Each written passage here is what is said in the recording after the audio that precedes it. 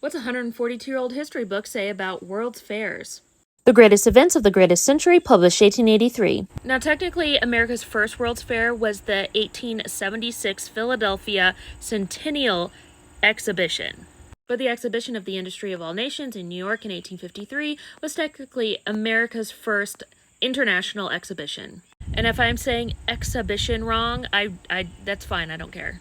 After the first true World's Fair, which was the London Exhibition in 1851, America wanted to have their chance to try out an exhibition as well, which really just turned out to be America copying London, even copying their Crystal Palace to house the exhibition.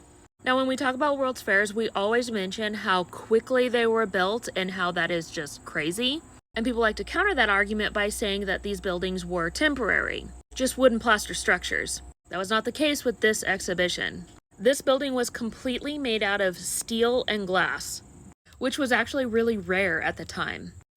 At that time, the matter of iron construction on a large scale was almost entirely new in the United States, there being no edifice wholly of that material to be found in the country, and therefore the want of experience on the part of both architects and engineers presented serious obstacles. And I am seriously dumbfounded by this next part. After the final adoption of a plan, which was in August 1852, no time was lost in putting the work underway.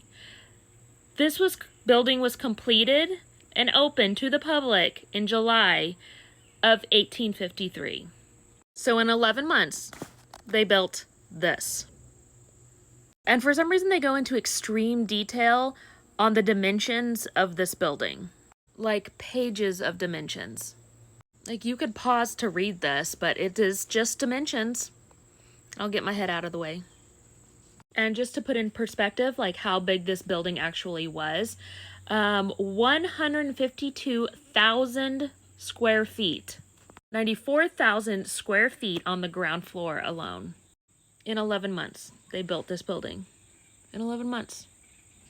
And for a couple years after the exhibition, they kept this building open with all the exhibits still in it, and people could pay to come and see it. But it did not make the money that they thought it would make.